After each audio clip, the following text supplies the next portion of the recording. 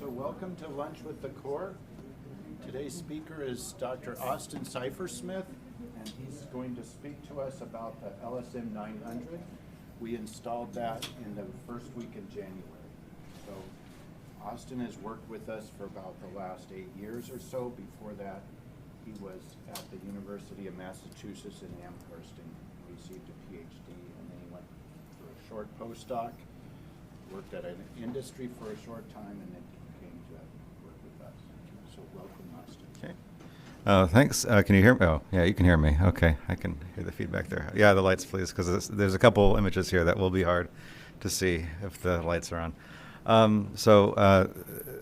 I can see in the audience a few of you are already trained on the system, so apologies. It's going to be a little boring, but there's actually a lot of features in the system. So as Glenn said, this is the system that we just installed it's about 2 months. Been here for 2 months, so it is very new. I've not, if you look at the calendar, it's not too bad because people still haven't had time to get trained on it. But the LSM 700 was and is still kind of a workhorse confocal for us, and this is very similar. And I think this going forward will probably be the choice of microscope for a lot of our users here. So I kind of want to go through, so the talk is focused on the Airyscan and the deconvolution, but actually there's a lot of other features that I do want to include. So I will kind of go through the biggest feature change that is kind of shocking for people that are longtime confocal users in our facility, which is the transition to Zen Blue. So depending on what you've been using at our facility, this may not be obvious, but there are two versions of Zen. Zen is this microscopy software that Zeiss uses to control their microscopes, and a long time ago they split it into two versions. One was for their wide field systems, their camera-based systems, that's Zen Blue, and then Zen Black was for their scanning-based systems. So that all the confocals in our facility currently, with the exception of this one, are running Zen Black. As far as I know, they've kind of stopped supporting Zen Black. Going forward, I think they're gonna not really focus on it. For the older confocals, we are a little bit, I don't know, maybe trapped is the wrong word, but we're going to be stuck with Zen Black for the 700, 710, and 880. But there are a lot of really nice features in Zen Blue. I mentioned this just because going from black to blue, I think I've trained some people that have had real difficulty with it. The biggest difference, so you'll have all the same control parameters. You might see a little less, I think maybe Zen Black kind of surfaced the light path here a little bit better. But there is an advanced view that will show you this. It can be a little complicated, so I don't really recommend people going into this. But the other big difference that you're going to run into is everything that was kind of a drop-down menu in Zen Black is now just this little button here that you select, and then it kind of maintains that. So anything blue, that's what's selected. The reason I mentioned this is important is in Zen Black, it was very easy if you adjusted the frame size, the scan area, and you wanted to update your frame size to kind of maintain your resolution, you had to kind of do that manually. Now that's kind of just automatic. So depending on what mode you're in, it will try to maintain that for you. So unless you start turning these things off, I think it's hard to take an undersampled image. The rest of this will look very similar.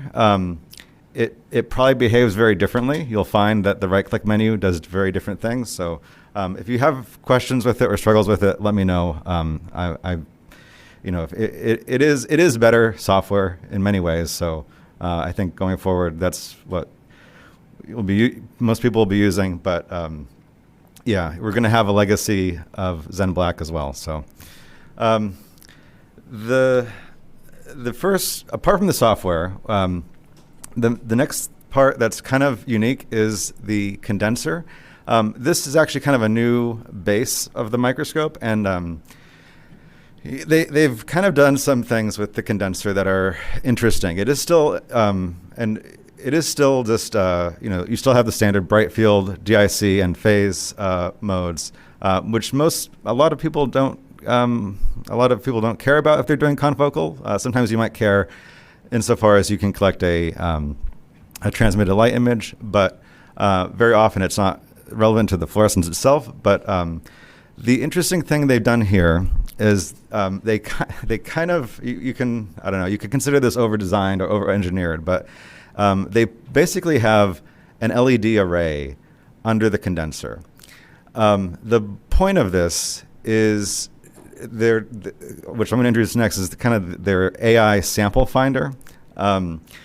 This is probably not going to be very helpful for people that are doing imaging just cells, but anyone imaging any sort of tissue or anything that you can kind of see with your eyes on the slide, this can be really useful. So it's actually kind of hard to see in the images of the microscope, but there is actually a mirror on one of the objective turrets.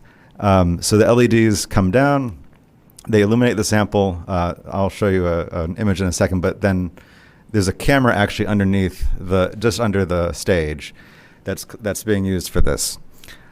So what you end up with is there's actually, when I say, and as I said, this is a little over-engineered, there's 128 LEDs.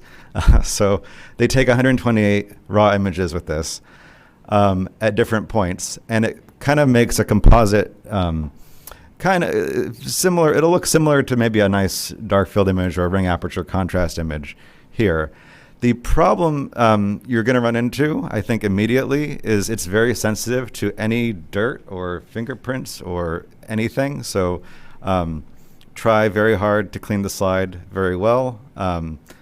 And it does work very nicely because once it identifies this, it has the AI sample finder mechanism or algorithm.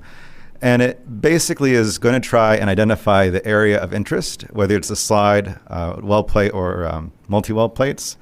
There is also a focusing autofocus option I'll talk about in a minute. And it can kind of partition, like, it knows, this is one well, this is two wells. And again, this little quality classification is just trying to emphasize that, you don't want this kind of dirt on the slide because then you won't see anything. It won't be able to pick up this tissue.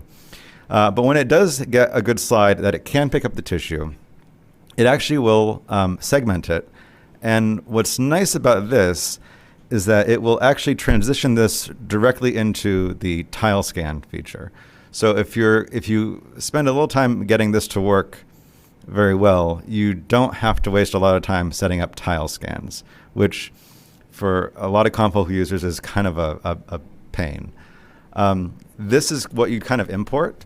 This is the overview image, and I'll kind of explain. I'm jumping ahead a little bit because I put an image from the camera on here as well. But basically, it imports the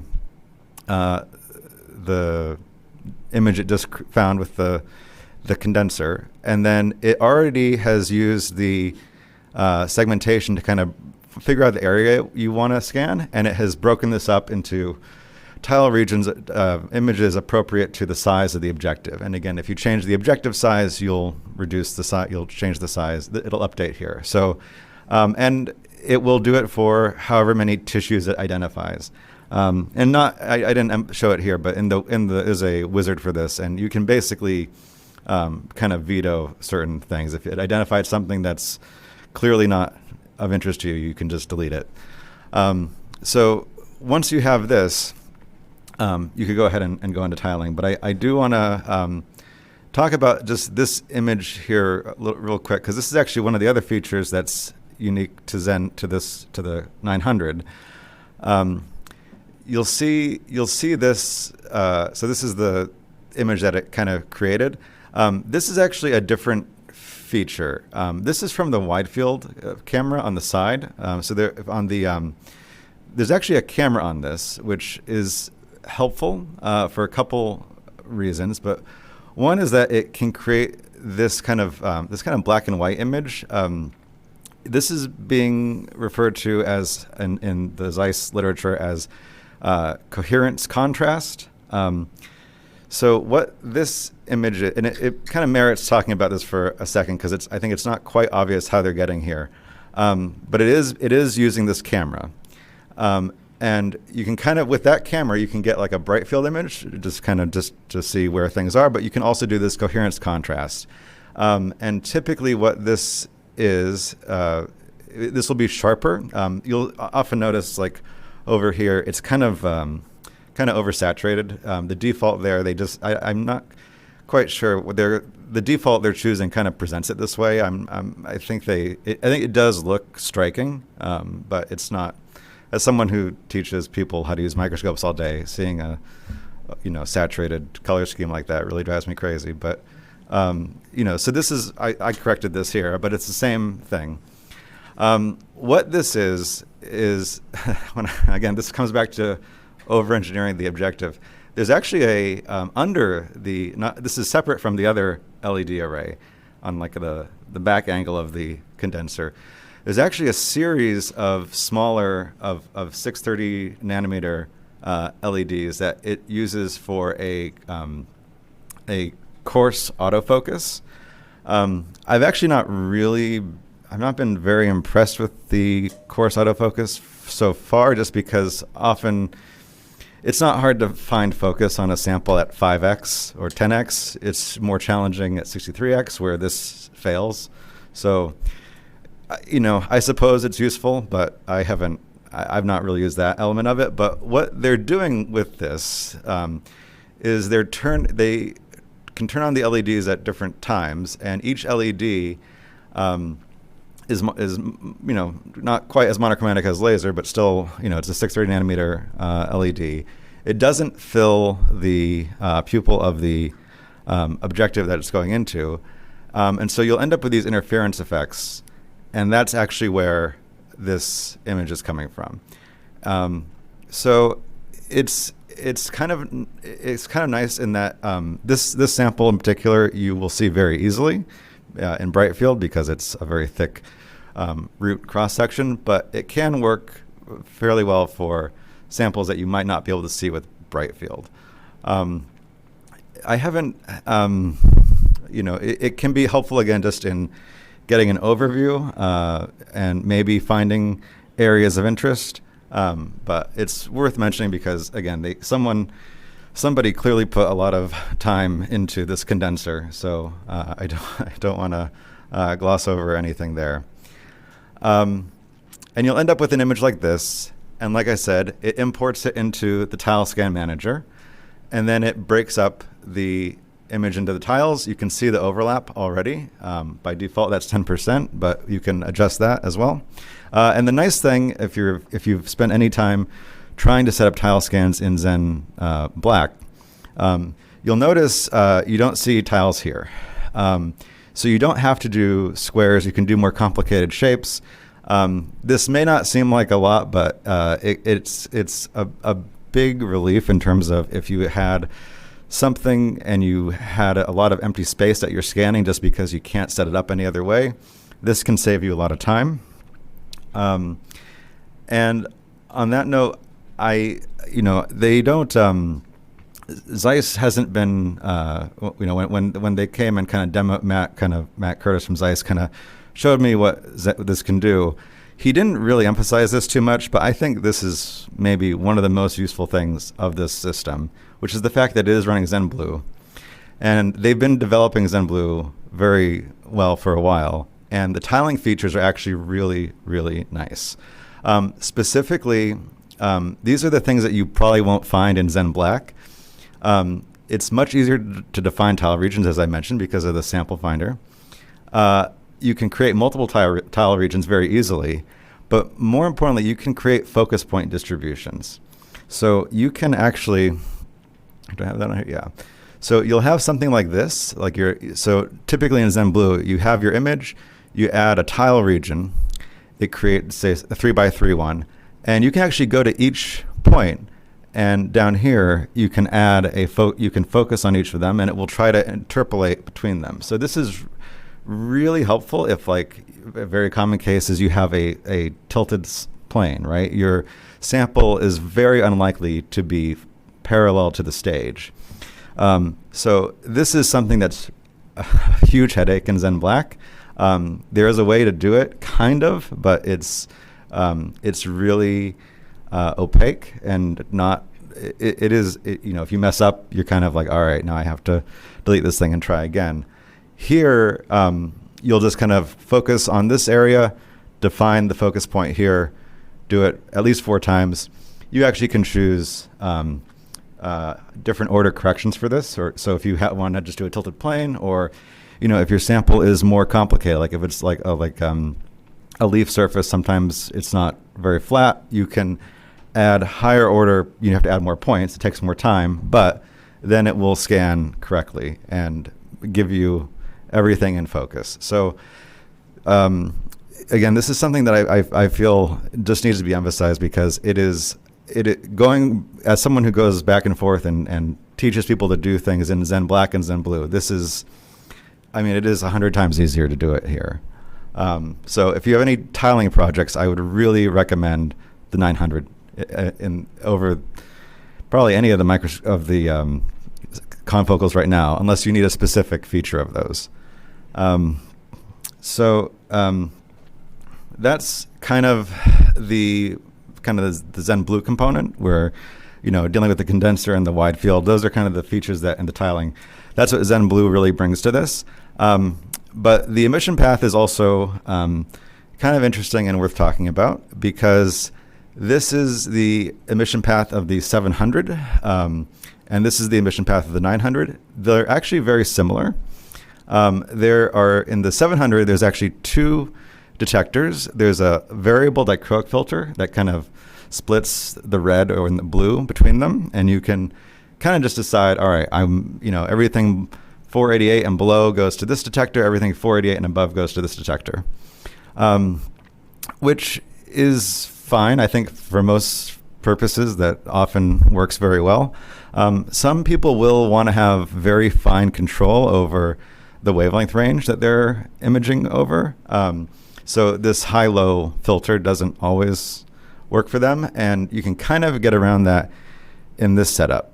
So they have the 2 PMTs, these are a little bit different actually in this system. I'll get to that. But you'll see there's actually 3 detectors.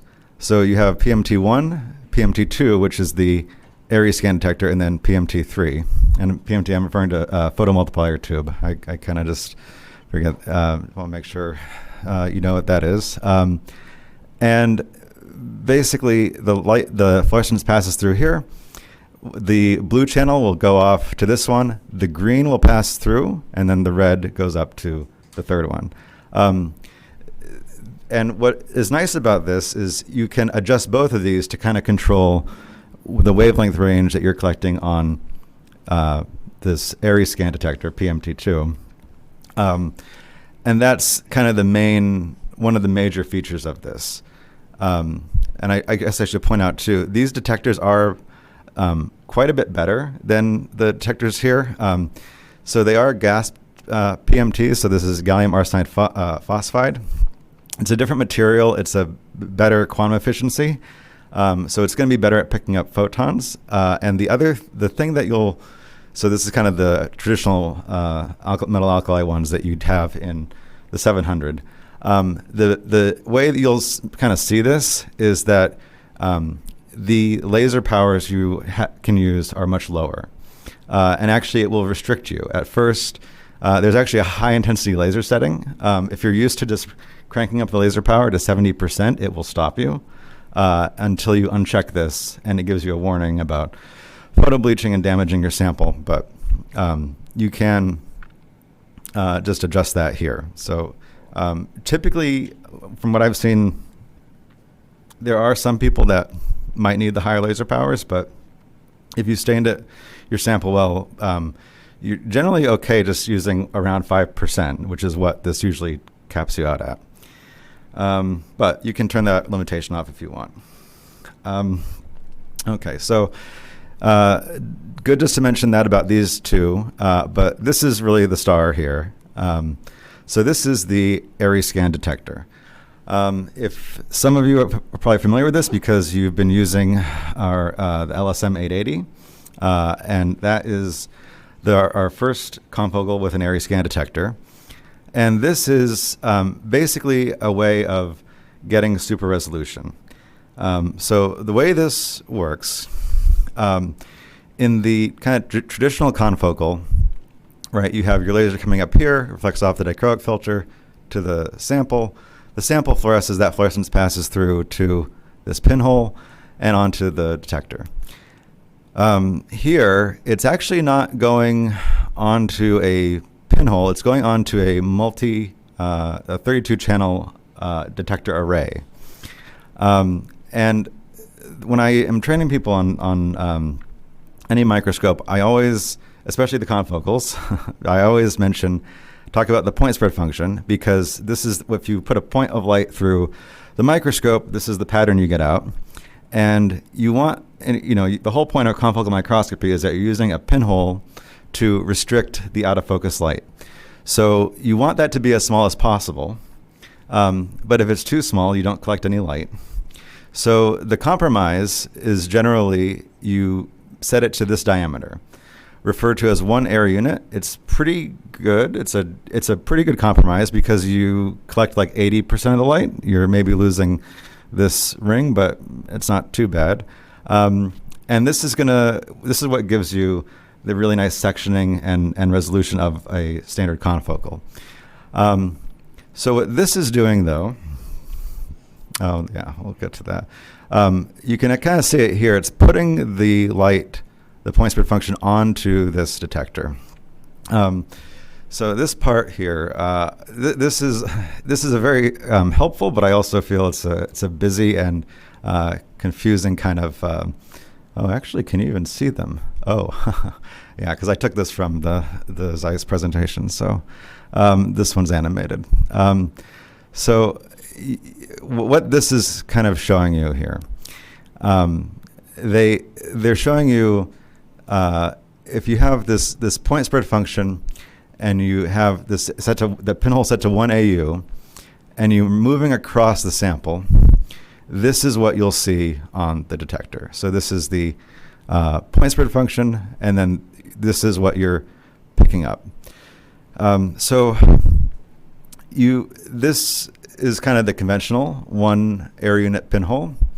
And if you go ahead and set the pinhole to be very small, again, 0.2 AU, you actually will get a narrower point spread function.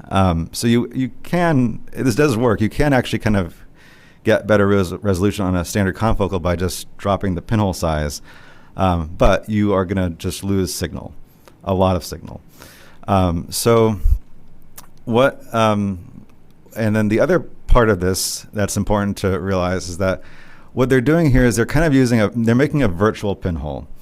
So instead of setting the pinhole to 0.2 air units, they have the whole detector is 1.25 air units, and each element is 0.2 air units. And you kind of do this, you kind of get the same thing as the previous slide with this, on this element. But what's nice about this is that you're not just collecting that one element, you're also collecting these other side elements, right? So, so you'll get the same kind of data, just lower intensity. And then there is a process where the software is reassigning that. So you add that signal that you're not throwing away on the pinhole, you're collecting it on these detectors. You add that signal back, and then that boosts the signal of the narrower point spread point spread function. So that's how that's working here. And so again, this little diagram here kind of gives you a better idea. You'd have this 1 AU, and then you now have this 1.25 AU detector with each element being 0.2 AU, and this is where the resolution improvement comes from. There's a couple things that are really that are kind of newer.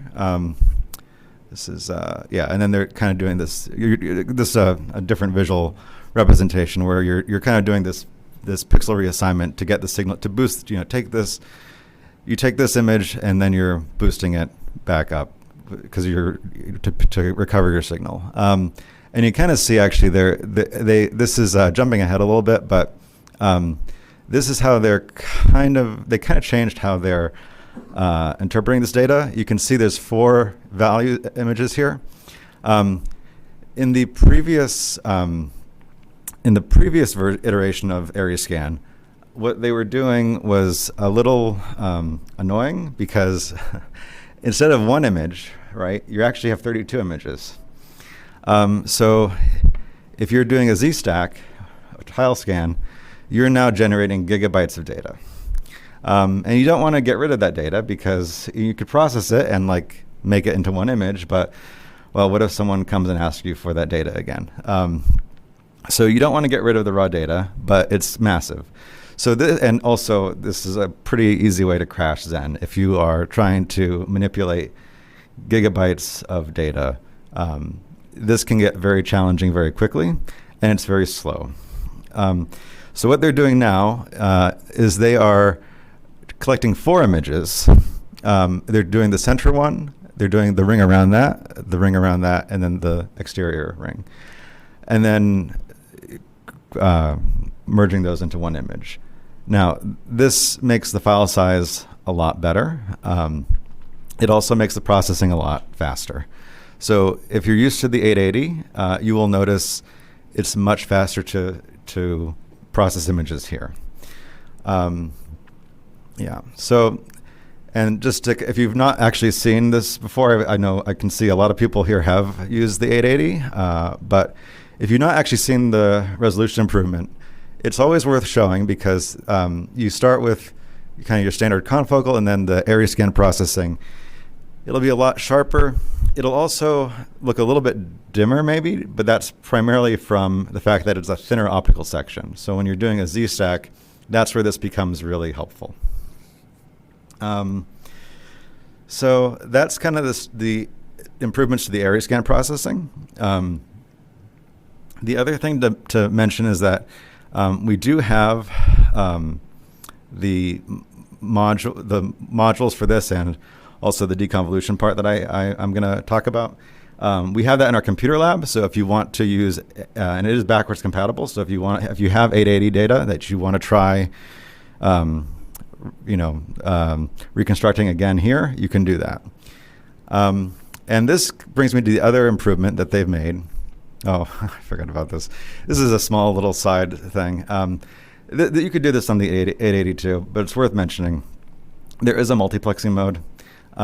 So you can use the Airyscan this way and just scan 1 line, or you can use it as kind of a line scanner and scan 4 lines at once and then reconstruct something that's not quite as good as the Airyscan image, but faster. It's at least as good as a conventional confocal. This can be really helpful if you're scanning large areas and you want to go through it quickly.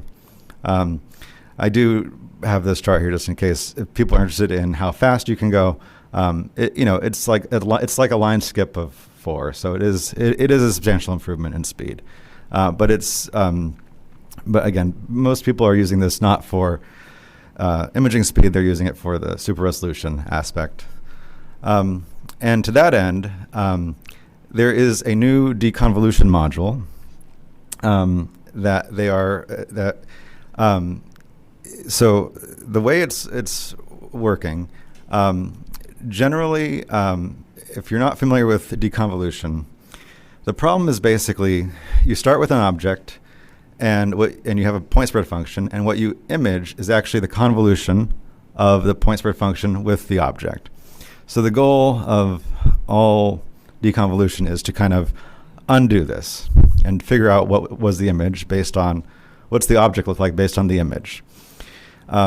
There's a lot of the traditional algorithms will kind of go you need to acquire a z-stack to kind of get information from above and below the plane of interest, and then reassign it based on the point spread function model that you're using.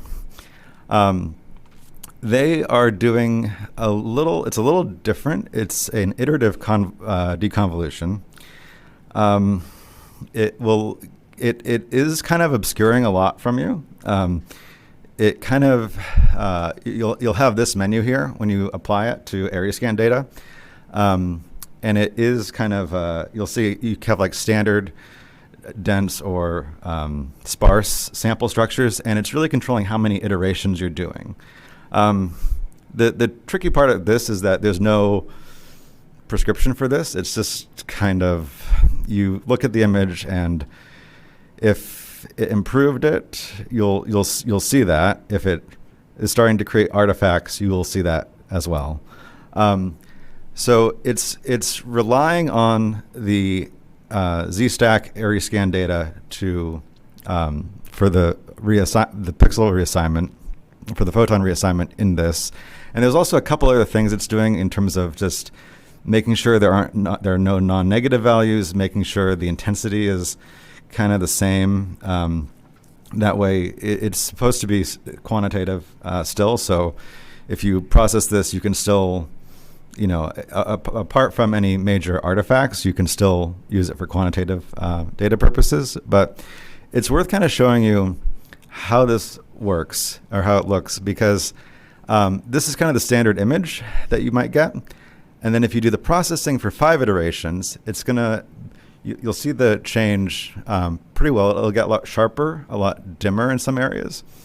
And you can keep going. So you can just keep iterating. And then eventually you're going to iterate, and you'll see it's actually hard to, it might be hard to see on here. There are some really weird artifacts that are starting to form. So this is the kind of the danger with this, is that if you just do this uncritically, you will find weird structures in your sample, and they're probably not real. So you kind of have to keep in mind what your sample is and look at it and decide if that makes sense. This is a much worse example, because this sample is great because this is mitotracker. It's a really strong stain, and the mitochondria here stand out really well against a black background. Once you have something like this actin stain, where you don't have things that stand out very well, you might have a few really strong structures here, but then as soon as you start doing these iterations, it might look okay, but then the next iteration is going to just kind of be kind of noisy. Actually, I think it's hard to see there, but it's kind of this sample's kind of degrading into noise. I don't know. It's a little hard to see here. It's much clearer on my computer screen. But anyway, just you kind of have to always keep the original image and kind of compare it to the other one to make sure that this is working. Because again, it won't warn you. Well, actually, it will warn you. It won't stop you if you tell it to do some crazy number of iterations. So just, make sure that you really know what your sample looks like. And as you kind of use it, you'll get familiar with what artifacts will arise. The biggest thing that you'll see is that it might start splitting up structures, and you might start seeing textures if it's a more homogeneous area, you might start seeing like a texture kind of appear. But other than that, it can, depending on the sample, it can work really well. This is from their literature, from Zeiss's white paper on this. And these are with beads. It works really well with fluorescent beads. It's harder in biological samples, but here, this is where they're kind of getting their 90. If you look at the white paper for this, they're claiming like a 90 nanometer resolution from this.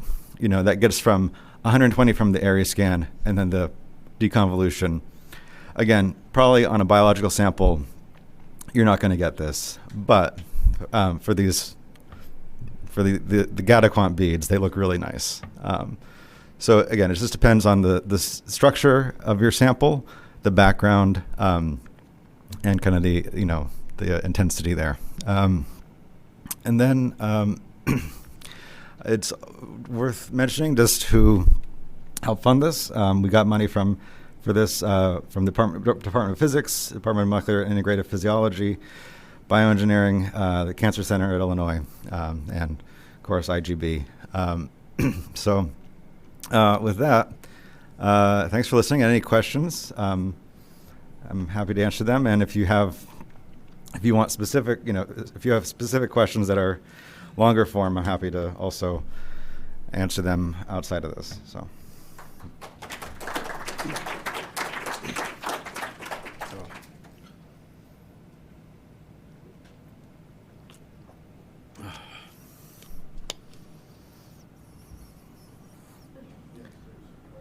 Yeah. What are the sources for the